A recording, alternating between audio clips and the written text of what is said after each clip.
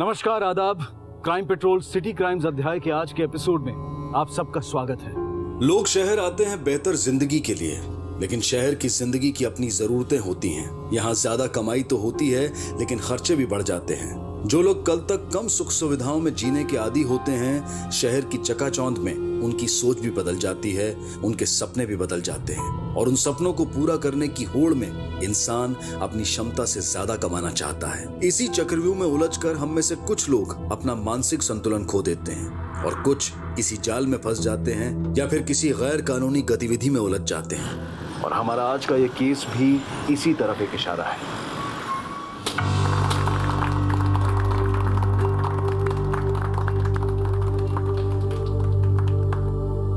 भाइयों और बहनों, आज मुझे आपके सामने ये बताते हुए बड़ी खुशी हो रही है कि आज हम सबकी मेहनत से अहमदनगर के हमारे इलाके में इस पथपेड़ी का उद्घाटन होने जा रहा है।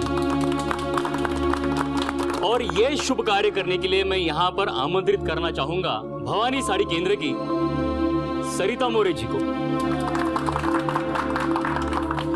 क्योंकि आज इन्हीं की बदौलत हमारे इस इलाके में हर कोई खुशहाल और सेहतमंद है। इसीलिए तो हम सब लोग इन्हें देवी मानते हैं।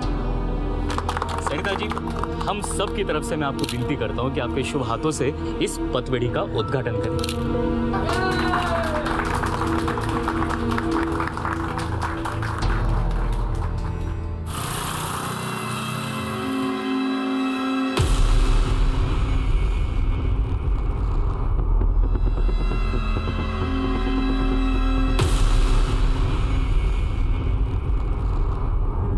देख शंकर, काम थोड़ा टेढ़ा है पर करना पड़ेगा।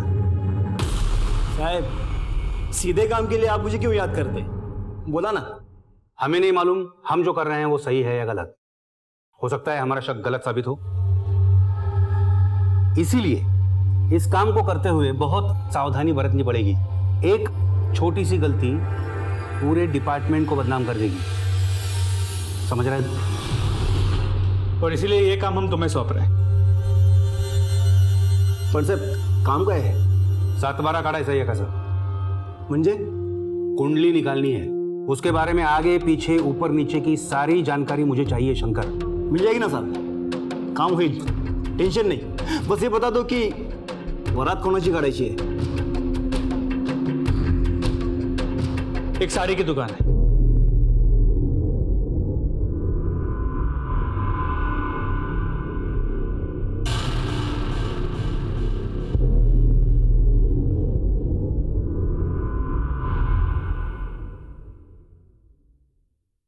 महाराष्ट्र के अहमदनगर शहर में साड़ी की एक दुकान आखिर पुलिस के लिए इतनी अहम क्यों हो गई थी? क्या राज था जिसे ढूंढना बेहद जरूरी था?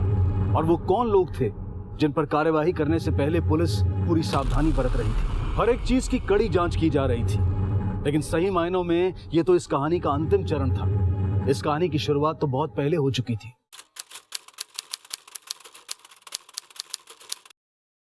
आई बस झालं, तुला किती वेळा सांगितलंय मुझे शादी नहीं करनी मतलब नहीं करनी। शादी नहीं करनी है तो क्या सारी उम्र घर में बैठी रहेगी? आई मैं शादी करना चाहती हूँ, लेकिन इस लड़के से नहीं। काय झालं? क्या खराबी है इस लड़के में? कैसे समझाऊं? ये लड़का गांव में रहता है। अरे तू कौन से शहर में पली बड़ी है? बिल्कुल सच कहा तुमने।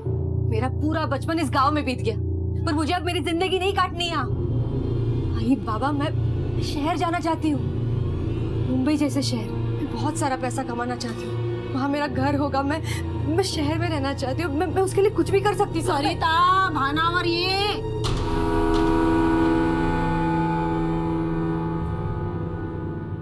देख बेटा, पैसों से हर चीज नहीं खरीदी जा सकती।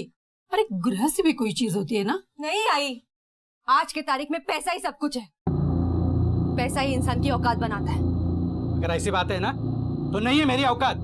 अरे नहीं है मेरी औकात तेरे लिए शहर से कोई ना बड़ा अमीर लड़का ढूंढ के लाने के लिए। लेकिन बाबा, मेरी बात तो सुनिए। बस बहुत हो चुका है। अरे लड़के वालों को शगुन तक दे चुके हैं हम लोग।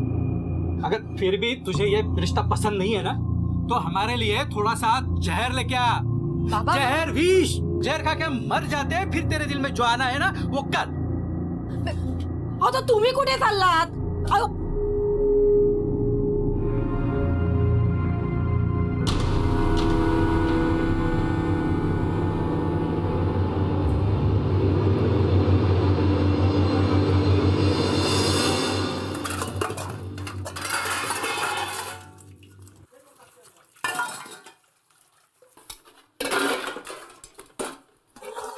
या ना बोलूं समझ में ही नहीं आता इनको। इसे समझो, ऐसे ही दिन काटने पड़ेंगे मुझे।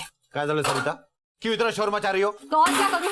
एक मोबाइल फोन लाके देने कहा था तुमसे, 1 महीना बीत चुका है, अभी तक लाके नहीं दिया।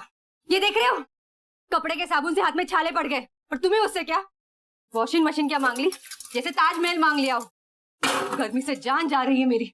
हेयर कंडीशनर नहीं तो एक एयर कूलर तो लाके देते। बात तो ऐसे कर रहे हो जैसे शादी से पहले महल में रहती थी तुम।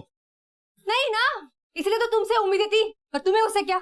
मुझे क्या पता था कि गले में ऐसा निकम्मा इंसान पड़ेगा। देखो सरिता, चिल्लाओ मत, ऊंची आवाज में बात करने की औकात नहीं है तुम्हारी। तुम जैसे इंसान से तो बात करना ही बेकार। काय झालं सरिता? सरिता काय झालं सरिता? क्यों इतना गुस्सा करती हो? ये मेरा गुस्सा नहीं, तुम्हारा जबरदस्ती का प्यार है। मतलब?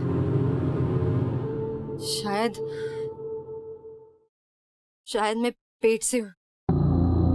अरे ये तो खुशी की बात है। हाँ, मी बाबा होणार आहे, मला मुलगा होणार आहे सरिता। मी खूप खुश आहे। चुप रहो, इस खुशी के साथ साथ जिम्मेदारी भी आएगी, उसका क्या करोगे? सरिता तू टेंशन नको, मी आहे ना। अरे तुम हो ना, इसीलिए तो। सरिता, सरिता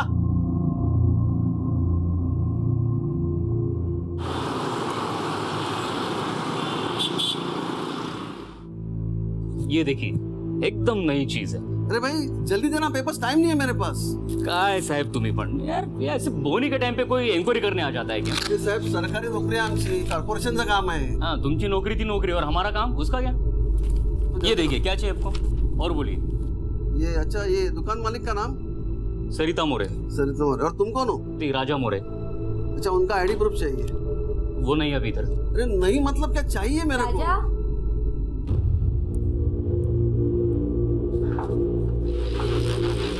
क्या हुआ? क्यों सुबह सुबह इन पर बिगड़ रहे हो?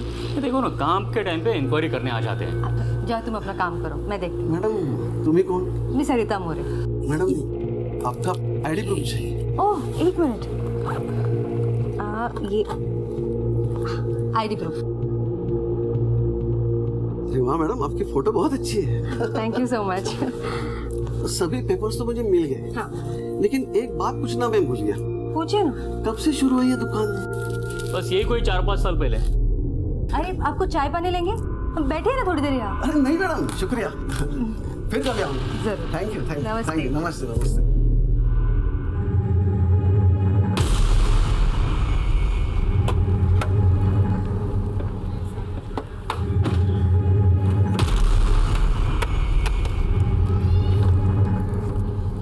कुलकर्णी, क्या खबर? सर सारे डॉक्यूमेंट्स क्लियर है। और कुछ? नहीं सर, मैंने ठीक से देखा, लेकिन पूरी दुकान में शक करने वाली कोई बात दिखी नहीं मुझे। कुलकर्णी, कई बार हम अपनी आंखों के सामने रखी चीज को भी पहचान नहीं पाते। इनके खिलाफ कोई तो ऐसा प्रूफ होगा जो हमें अब तक नहीं मिला। फिलहाल इन डॉक्यूमेंट्स की ऑथेंटिसिटी को वेरीफाई करो, देखो कुछ मिलता है। ठीक है सर। बीड़ जिले के एक छोटे से गांव में पली बड़ी सरिता सावंत को हमेशा से बड़े शहर का आकर्षण था। बड़े शहर की चकाचौंध में एक खुशहाल जिंदगी उसका सपना था। लेकिन यह जरूरी नहीं है कि हमारा हर सपना सच हो। जिंदगी कभी कभी हमारे सामने कुछ ऐसी पहेलियां लेकर आती है जिन्हें बूझना आसान नहीं होता। सरिता की जिंदगी भी किसी पहेली से कम नहीं थी। पिछले 10 सालों में उसकी जिंदगी में आए इस बदलाव का राज क्या था, और क्या ये साड़ी की दुकान ही सरिता का सपना थी? सरिता मोरे की कहानी ऐसे कई सवालों से घिरी थी, और तभी अहमदनगर में ही इस कहानी का दूसरा अध्याय लिखा जा रहा था।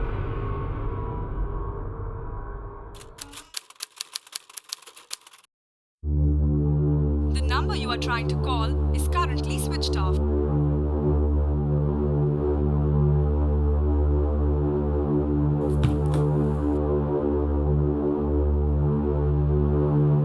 तुझे अभी भी उम्मीद है क्या? इसी उम्मीद के सहारे तो जिंदा हूँ माँ। लेकिन बेटा, इस छोटी उम्मीद पर कब तक जिंदा रहेगी तू? कभी ना कभी तो सच्चाई का सामना करना ही पड़ेगा ना। अगं कशाला समजवते तिला? वाटेल ते करू दे तिला। करो, तुम्हारी जो मर्जी आहे करो। देख ये सब मैं सही नहीं सकता। आई शपथ सांगतो मला जगायची इच्छाच नाहीये। छोड़ो इसे। सुचित्रा क्या करेगा जी के मैं नहीं जीना चाहता हूँ मैं। बाबा काय बोलते तुम्ही मेरी बात मानो क्यों मानू तेरी बात? तू मानती है मेरी बात? जा तुझे जो करना है वो कर ले, मैं ये सब देख नहीं सकता, मुझे मरने दे। आप जो बोलोगे मैं आपकी बात मानूंगी, जो बोलोगे वही करूंगी, कुछ नहीं पूछूंगी। ये सब मत करो प्लीज।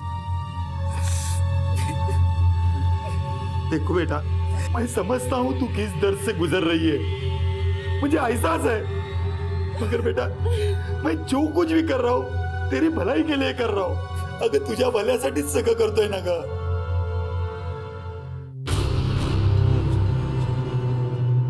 आप बिलकुल चिंता मत कीजिए, तुमची मुलगी आता आमची जिम्मेदारी। हाँ पर उसे कुछ होगा तो नहीं है ना? अरे काका क्यों टेंशन लेते हो आप? हाँ, उसके साथ कुछ गलत नहीं होगा। हाँ लेकिन मामला थोड़ा पेचीदा है, इसलिए किसी को कानों कान खबर नहीं होनी चाहिए, समझ गए ना आप? हाँ हाँ एक काम करिए, 6,000 रुपये जमा कर दीजिए बस।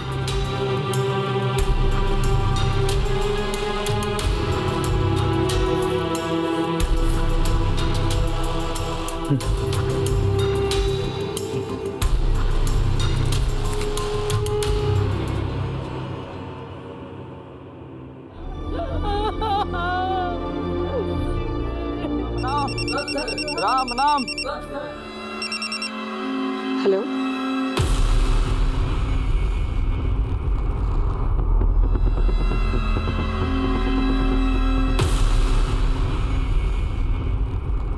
आखिर क्या हुआ था जाह्नवी के साथ?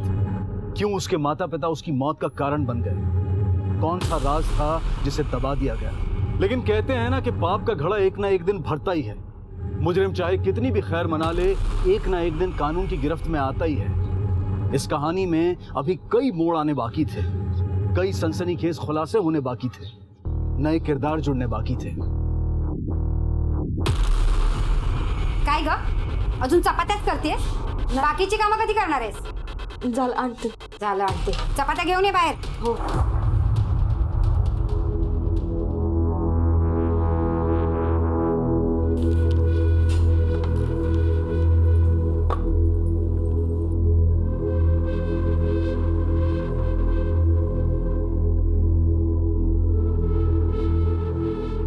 आई सब्जी में नमक कम है क्या? जेवणात लक्ष कुठे असतं हिचं? खाने में नमक कहाँ से होगा? आणि कौन सी मनुष्य घड़ी थी जब ये हमारे घर में आई? ये मनुष्य कहीं मर क्यों नहीं जाती? आई भगवान के लिए मुझे कुछ बोलने देगी तू? सुनो, तुम दोनों मियाँ बीवी जाके फैसला करो, बात को खत्म करो। दे मीठ आता. ये तू चल चल आता. चल तू ये इकडे. ऐकलंस ना काय बोलतायत ते? अब तू ही बता मुझे क्या करना है? लेकिन सिर्फ नमक की वजह से इतना बड़ा तमाशा करने की क्या जरूरत थी? आरती, आई बाबा जो बोल रहे हैं ना वो बात मान ली तो ठीक है, पर तुझे क्या लगता है वो तुझे इस घर में रहने देंगे? देख छोटी छोटी बात पर ताने कसेंगे आरती, समझ रही है तू? तो तुम क्या चाहते हो? सर, सरिता मोरे के कॉल रिकॉर्ड से पता चला है कि पुणे के एक बोर्डिंग स्कूल में अक्सर बात करती थी और वो महीने में एक बार पुणे जाती भी थी। शिंदे, हो सकता है कि पुणे के उस स्कूल से हमें उसका अतीत का कोई खोया हुआ पन्ना मिले। एक काम करो, अपनी एक टीम को लेकर तुरंत पुणे जाओ। सर,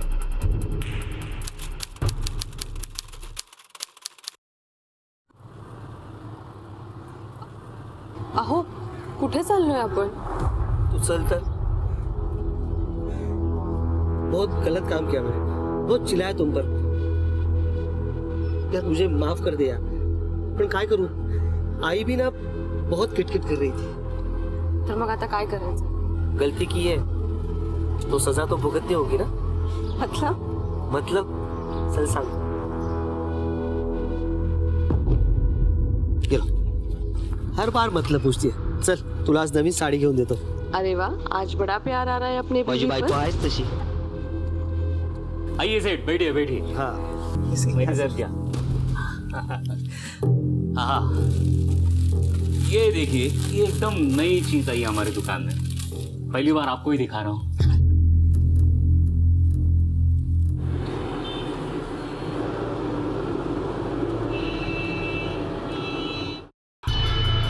यस ऑफिसर, इस लेडी को मैं पर्सनली जानता हूँ। इनका बेटा हमारे स्कूल में ही पढ़ता है, लेकिन आपको इनका नाम किसी ने गलत बताया।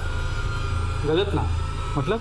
हमारे रिकॉर्ड्स के मुताबिक इनका नाम सरिता बोरे नहीं, सरिता द्योले अक्सर यहाँ आती है। क्या इनका कोई क्रिमिनल रिकॉर्ड है? यही ढूंढने के लिए तो हम यहाँ आए हैं। रोहन के फादर का नाम और कॉन्टैक्ट नंबर आपके रिकॉर्ड्स में तो होगा ना? जी हाँ, आपको हमारे ऑफिस से मिल जाएगा। एक और बात, मुझे रोहन से मिलना है। देखिए ऑफिसर, एक्चुअली सब आप बच्चे की चिंता मत कीजिए। I handle the situation, please. Yes sir. Rohan Deole class 7 से जो है उसको यहाँ लेके आओ। Okay sir. Thank you. Rohan हे तुझ्यासाठी। मी तुझ्या वडिलांचा ना खूप जुना फ्रेंड, त्यांच्या शाळेचा फ्रेंड। सच? 100%। मुझे तुम्हारे पापा को मिलना है। वो आजकल रहते कहाँ हैं? वो हमारे गांव में रहते हैं, कुलगांव। कुलगांव? लेकिन तुम्हारी माँ तो अहमदनगर में रहती है ना? हाँ, जब मैं छोटा था ना तब मेरी मम्मा ने मुझे कहा था कि पापा उनसे बहुत फाइट करते, इसलिए मेरी मम्मा उनसे अलग रहती है। अच्छा, तुम्हें तुम्हारे पापा अच्छे लगते हैं? मुझे दोनों भी अच्छे लगते हैं। तो मैं अब जब पापा से मिलूंगा ना, उनसे कहूँगा कि मम्मा से फाइट ना करें, ठीक है? थैंक यू बेटा। You can go now. Yes sir.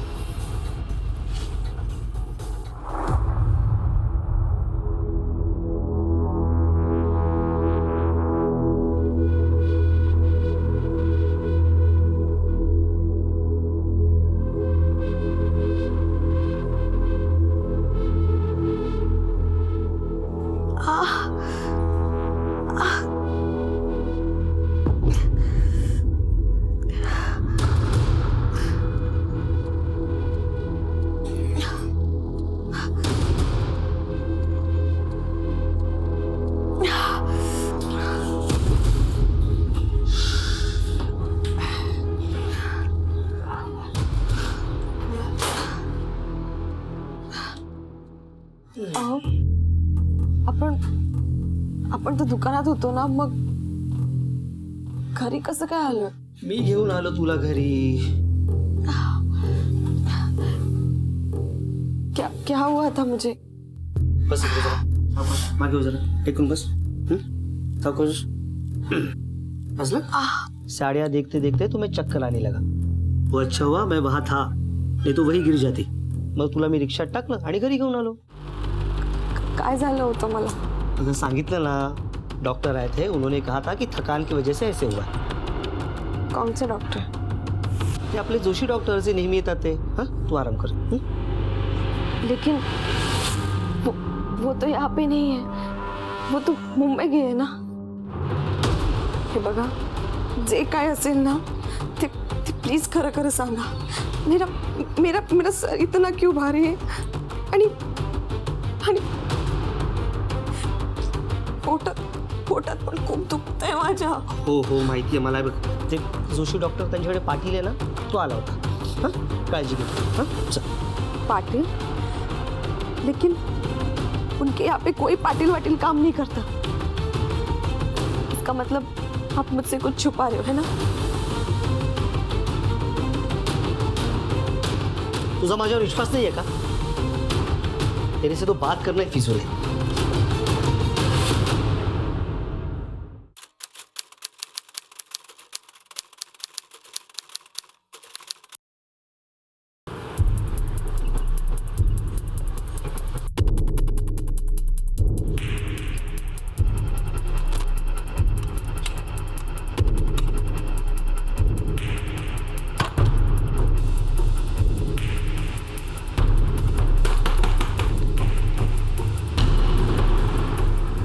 Light और फैन चालू है, मतलब घर में कोई तो होना चाहिए। चेक करो घर में। सर,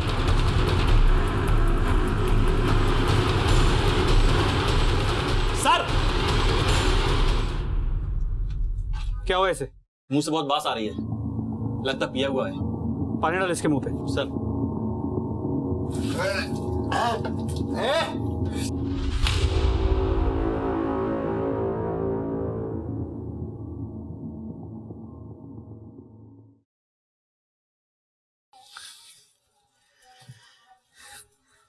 मेरी नई नई शादी हुई थी साहब। मैं भगवान की दुआ से सब कुछ ठीक ही चल रहा था, लेकिन वो बात बात पर गुस्सा होती थी, बात बात पर झगड़ा करती थी, बात बात पर गालियां देती थी मुझे। कुछ समय के बाद रोहन हुआ। मैं बहुत खुश था साहब, लेकिन उसे खुशी नहीं चाहिए थी साहब। उसे साहब बहुत पैसा चाहिए था साहब, बहुत पैसा। पैसे चाहिए मुझे, पैसे। पैसे बढ़ाने की अक्ल तो है नहीं, बस आवाज बढ़ाना जानते हो। तुमसे तो बात करना ही बेकार है।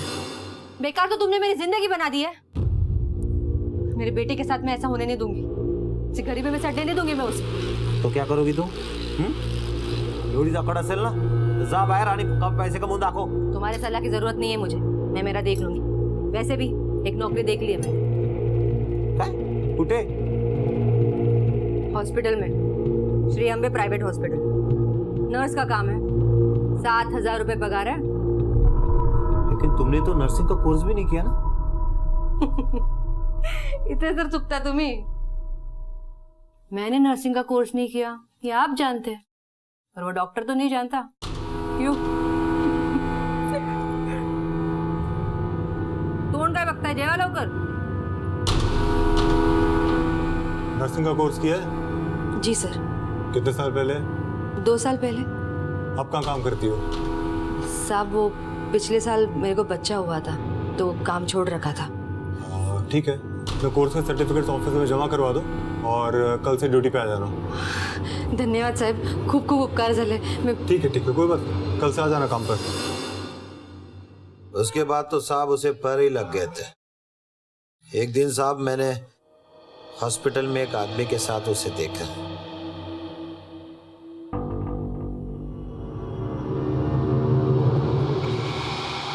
वैसे हाथ बहुत पसंद आया तुम्हारा। म्हणजे? इंजेक्शन देती हो तो पता ही नहीं चलता। पता कैसे चलेगा, ध्यान तो कहीं और रहता है तुम्हारा। पता है तुम्हें? हाँ, सब पता है मुझे। कहाँ देखते हो, क्या सोचते हो, सब। वैसे भगवान की दया से गरीब का पेट भर जाता है। भगवान आप जैसा गरीब सबको बनाए। आराम कीजिए। क्या कर रहे हैं आप? सोडा, मतलब इरादा क्या है आपका? सोचता हूँ तुझे भी मेरे जैसा गरीब बना ही दो। अच्छा, तो बना ही दीजिए।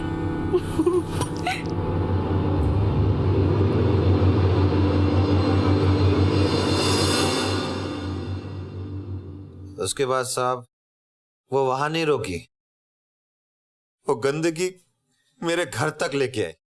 मुझे तो लगा था तुम पिछले हफ्ते आओगे। ना कोई कॉल, ना कोई मैसेज। क्यों? अरे एक डील के चक्कर में पुणे गया होता मैं। मग झाली डील? मैं जाऊं और डील ना हो, ऐसा कभी हो सकता है भला? पूरे 5 लाख का कमीशन उठाया इस बार। 5 लाख? राजा अब बस हो गया।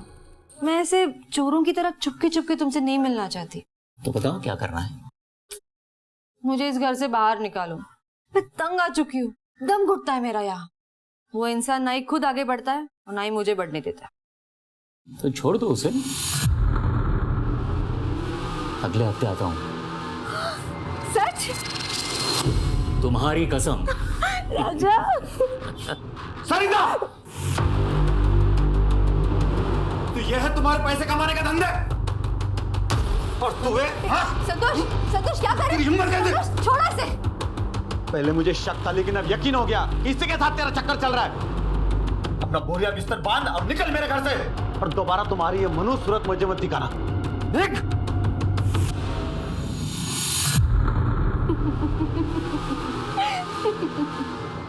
तू क्या मुझे घर से बाहर निकालेगा?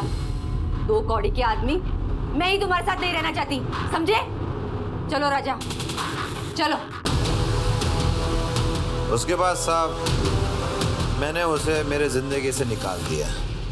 कोर्ट में लीगल प्रोसेस की मैंने डिवोर्स के लिए।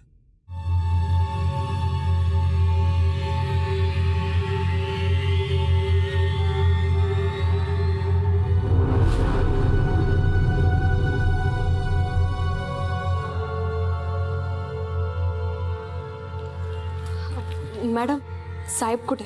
साहब वहाँ है।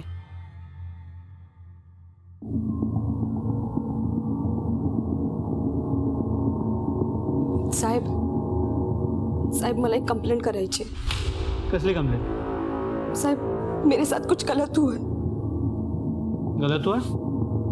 मतलब?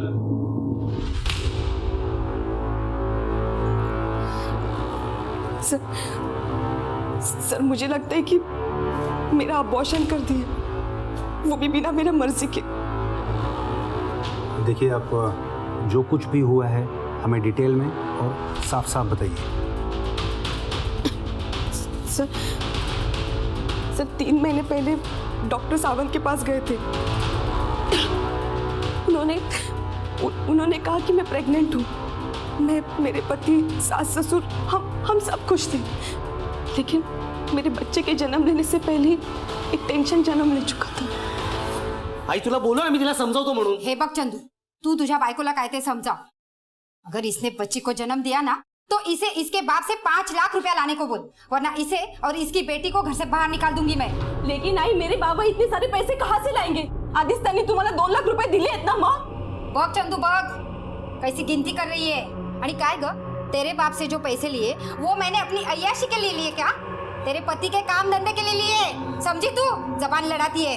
आई तू शांत रहा, मैं तेरा समझाता हूँ. देख आरती, अगर बच्ची पैदा करेंगे तो उसके शादी का, उसके दहेज का पैसा कहाँ से लाएंगे हम लोग? अरे पहले उसे जन्म तो लेने दो. जन्म लेने के बाद क्या होगा?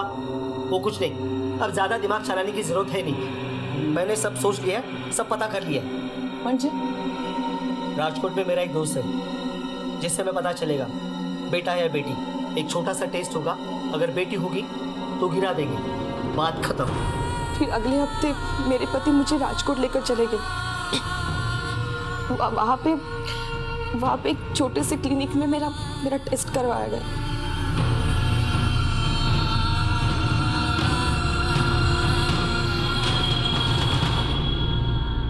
क्या हुआ डॉक्टर साहब? जय माता दी.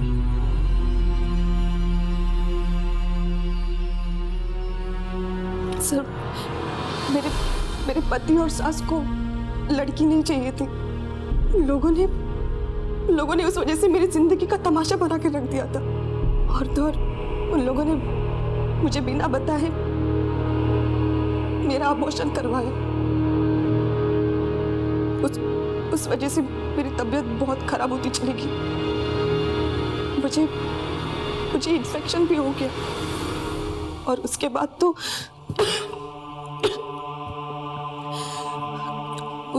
तो लोगों ने मुझे मेरे मायके भेज दिया. आणि आता तर काय, माझ्या नवऱ्याने दुसरं पण लग्न केले. सर ये मेरे रिपोर्ट्स जिंदगी बर्बाद करून टाकली होती त्यांनी माझी. और कहाँ हुआ था ये अबॉर्शन? सर वो मेरे पति मुझे भवानी सहारे केंद्र में लेके गए थे.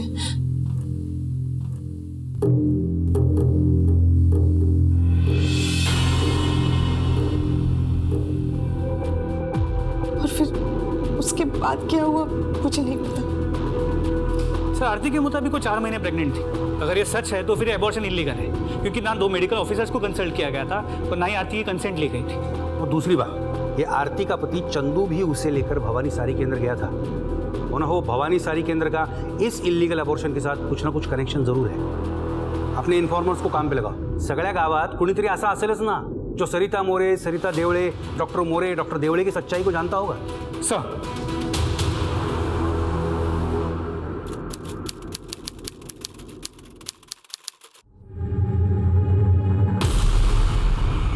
अरे भाई सुनो, क्या हो रहा है? अरे भाई टेंशन मत लो, ऑपरेशन चल रहा है, सब ठीक हो जाएगा.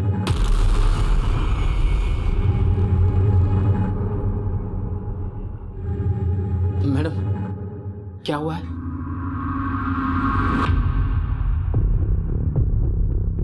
मुबारक हो, बेटा हुआ है आपको. माँ और बच्चा दोनों तंदुरुस्त हैं. आपकी बड़ी मेहरबानी मैडम. अगर आपका दवाखाना ना होता तो न जाने क्या हो जाता. अरे ये सब तो मेरा फर्ज है. और वैसे भी आपको अच्छी सी मिठाई लानी चाहिए, सबका मुंह मीठा कीजिए। जी मैं अभी लेके आता हूँ। जी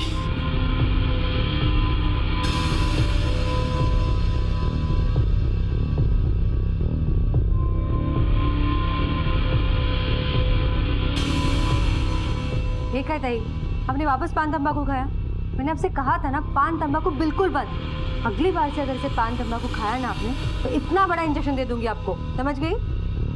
डॉक्टरनी मैडम मुंह मीठा कीजिए। अरे दिनकर राव, किस लिए? हमारे बेटे का रिजल्ट है, फर्स्ट क्लास से पास हुआ मेरा बेटा। अरे वाह, बहुत बहुत बधाई हो। पूरा लीजिए। नहीं बस बस। ये सब आपकी वजह से मुमकिन हुआ। उसके परीक्षा के टाइम जब बुखार हुआ था आपने ठीक किया था, तभी ये सब हुआ, नहीं तो नहीं हो पाता। अरे इसमें कौन सी बड़ी बात है, ये तो मेरी ड्यूटी है। सरिता, एमएलए साहब के घर भी जाना है, याद है ना? नहीं हाँ चले? नहीं आप जाइए, मैं 5 मिनट में पेशेंट को देख के आती हूँ। आज देश भर में बेटी बचाओ बेटी पढ़ाओ के इतने जागरूक प्रचार चल रहे हैं, लेकिन कहीं ना कहीं हम अब भी अपने दकियानूसी विचारों से बाहर नहीं आ पा रहे हैं। आज भी अगर लिंग भेद की जांच होती, बेटी जानकर उसे गर्भ में ही मार दिया जाता है, तो ये किसका दोष है? क्या हम इसके लिए जिम्मेदार नहीं हैं? बहरहाल हर बार भवानी साड़ी शॉप का नाम सामने आने पर पुलिस ने अपनी तहकीकात तेज कर दी और एक एक सिरे को टटोलने लगी। डॉक्टर सरिता मैडम, अरे वो तो साक्षात भगवान का दूसरा रूप है। ना जाने कितने लोगों की जान बचाई है उन्होंने।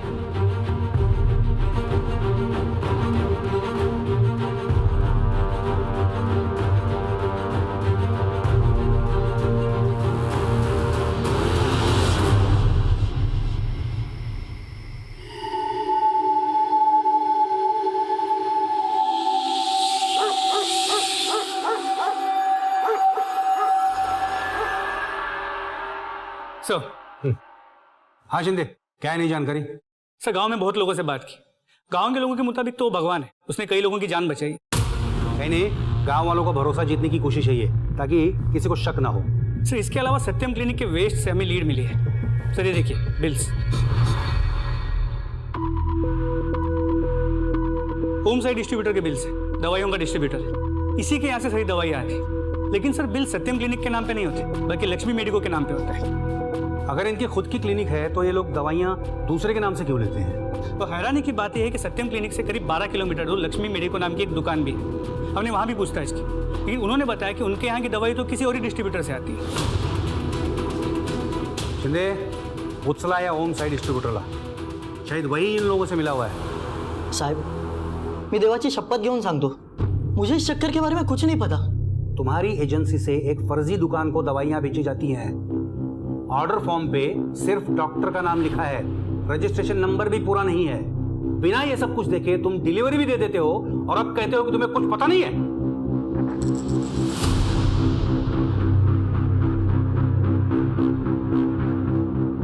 साहब, मुझे पता है कि लक्ष्मी मेडिको नाम की मेडिकल की दुकान है, वहां से हमेशा कॉल आता था, लेकिन उन लोग ने हमें कभी डिलीवरी देने ही नहीं दी। वहां से हमेशा एक बंदा आकर डिलीवरी लेकर चला जाता था, तो इसमें शक करने की कोई वजह भी नहीं हुई ना साहब।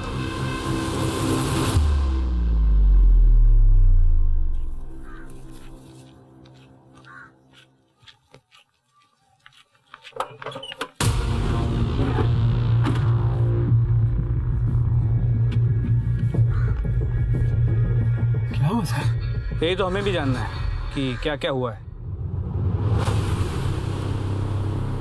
देख यशवंत, तू बाल बच्चे वाला आदमी, अगर कुछ गलत हो गया तो तेरे अस्पताल के मालिक तो बड़े बड़े वकील कर लेंगे, शायद छूट भी जाएंगे। लेकिन तेरा क्या होगा? तू तो सीधा अंदर जाएगा और तेरे बाल बच्चे तो रास्ते पे आ जाएंगे। सपोज सर, मैं सच बोल रहा हूँ। मैं वहाँ बस काम करता हूँ, वो लोग जो कहते हैं वही करता हूँ, इसके अलावा कुछ नहीं करता हूँ सर। यशवंत, ये मैं जानता हूँ, कोर्ट में तुम्हारी ये बात कौन सुने? तुम तो 5-7 साल के लिए अंदर चले जाओ। अरे नहीं साहब, मुझे बचा लो, आप जो बोलोगे सो करने के लिए। तो अच्छा एक बात बताओ, इस सत्यम क्लिनिक में कभी किसी की मौत हुई है या फिर कोई परमानेंटली अपाहिज हो गया हो? कुछ याद है तुम्हें? कुछ याद है तुम्हें?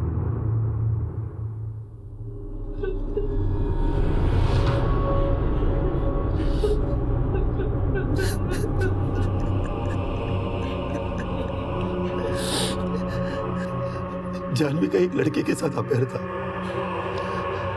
हमें भी उस लड़के से कोई आपत्ति नहीं थी, मगर जैसे ही जानवी की प्रेग्नेंट होने की खबर आई, वो लड़का किसी को बगैर बताए कहीं चला गया। जानवी अबॉर्शन करने के लिए तैयार नहीं थी। उसे यकीन था कि वो लड़का लौट आएगा, मगर वो जब नहीं आया तब हम टूट गए और फिर हमने वो सत्यम क्लिनिक में जाकर चुपचाप अबॉर्शन करने का फैसला कर लिया। लेकिन जानवी की मौत कैसे हुई? पता नहीं साहब, शायद ऑपरेशन के टाइम पे कुछ हुआ होगा। हमें तो सिर्फ लाश ही मिली। तो आपने वहाँ डॉक्टर से कुछ पूछा नहीं? पूछा था, मगर उन्होंने हमको धमकी दी। हमें कहा ये बात अगर किसी को कही दी तो ये बात फैल जाएगी और तुम्हारी इज्जत तो जाएगी, पर से पुलिस के चक्कर में फंस जाओगे। तो हम डर गए साहब, इसलिए हमने किसी को कुछ नहीं कहा। आपने ये सत्यम क्लिनिक की क्यों चुना? 6,000 में काम हो जाता है, सस्ता भी है, उसका नाम भी बड़ा था। लेकिन साहब हमें क्या पता था हमारी बेटी। सर, जानवी के माता पिता ने स्टेटमेंट दे दी है। इसके अलावा ये कुछ बर्थ सर्टिफिकेट की कॉपीज है जो हमने कॉर्पोरेशन से मंगाई थी, जो डॉक्टर मोरे ने इशू की, और ये सभी फर्जी है।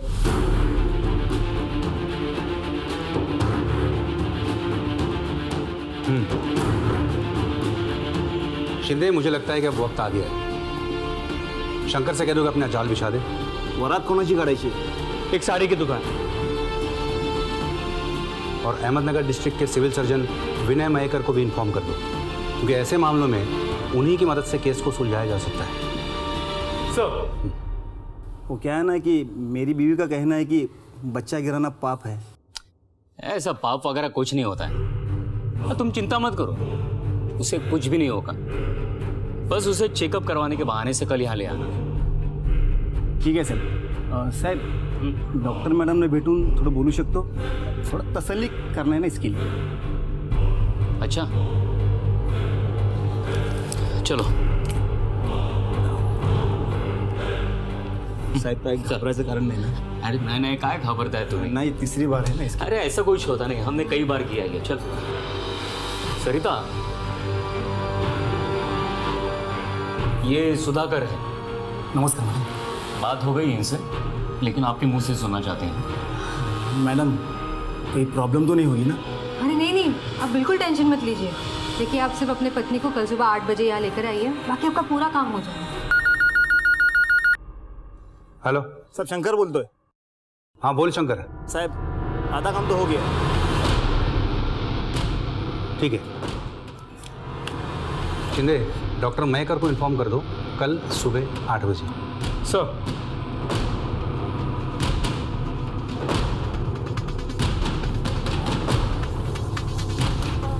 आराम से प्रदीप, आराम से। कुछ नहीं होगा प्रदीप, कुछ नहीं होगा।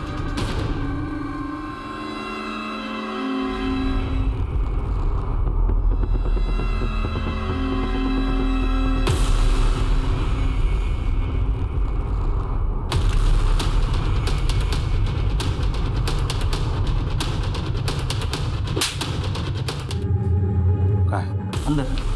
ये क्या बदतमीजी है? यहाँ सर्जरी चल रही है, आप ऐसे अंदर नहीं आ सकते, बाहर जाइए। देखिए, ये कोई पेशेंट नहीं है, ये हमारे डिपार्टमेंट की लेडी कांस्टेबल है, कांस्टेबल अनीता। क्या? Thank you Anita. Welcome sir. और ये डिस्ट्रिक्ट सिविल सर्जन है, और हाँ असली है, इनका काम करने दीजिए। एक काम करो, सब सामान और डॉक्यूमेंट्स सब कर लो और टेस्टिंग के लिए ले चलो। देखिए, आप हमारे सामान को हाथ नहीं लगा सकते। मैंने किया क्या है? ये जो भी पूछे उन सारे सवालों के जवाब हमें चाहिए। हाँ, क्या मैं आपके मेडिकल डिग्री सर्टिफिकेट देख सकता हूँ? ये लीजिए।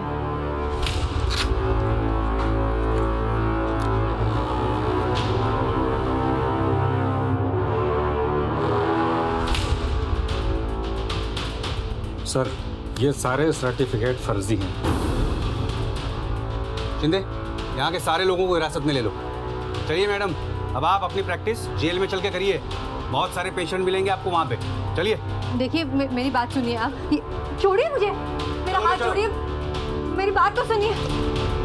सारा सामान जब्त कर लो और हॉस्पिटल को ताला लगा दो। चलो। एक मिनट ये क्या हो रहा है? राजा देखो ना, बोला है ना मुझे छोड़ने को। मुझे मंत्री जी से बात करने दीजिए। जिससे बात करनी है बात कर लो, लेकिन पुलिस स्टेशन चल के इसे भी लेकर चलो। चलो। ये क्या तरीका है? मेरी बात सुनिए, आप ऐसे नहीं कर सकते। मेरी बात तो सुनिए। हाँ तो राजा साहब, वाह, शादीशुदा होने के बावजूद दूसरी शादी की तुमने सरिता से। नकली सर्टिफिकेट्स बनवाए, पूनम नगरी पतपेड़ी के अकाउंट में 40 लाख रुपए जमा करवाए, गैर कानूनी काम के सड़क पे बहुत आगे निकल गए थे तुम, लेकिन ये भूल गए कि पाप का घड़ा एक ना एक दिन भरता ही है।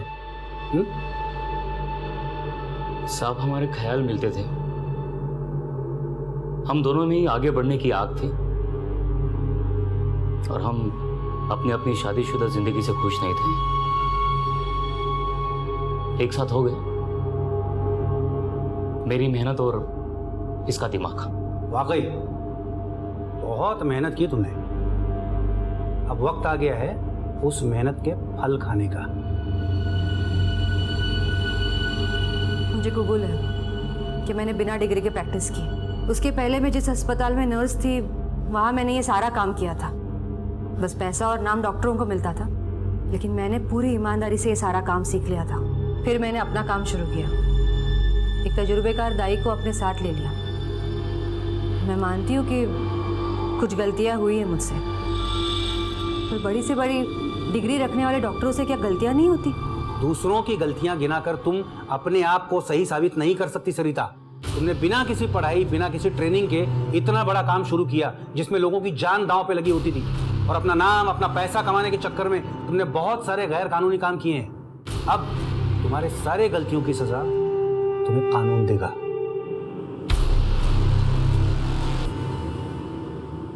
ये जरूरी नहीं है कि हर डॉक्टर फर्जी हो, लेकिन जब सवाल हमारी जिंदगी से जुड़ा हो तो सावधानी बरतना और जानकारी हासिल करना हमारा हक है, जिसे हम अक्सर अनदेखा कर देते हैं। और इसी का फायदा उठाते हैं सरिता और राजा जैसे लोग, और कई मासूम जिंदगियां इस दुनिया में आने से पहले ही खत्म कर दी जाती हैं। सिर्फ पहनावे और रहन सहन में बदलाव लाने से कुछ नहीं होगा, अपनी पिछड़ी हुई मानसिकता और सोच से बाहर आना जरूरी है। इसी विचार के साथ अब मैं अनूप सोनी आपसे विदा लेता हूं।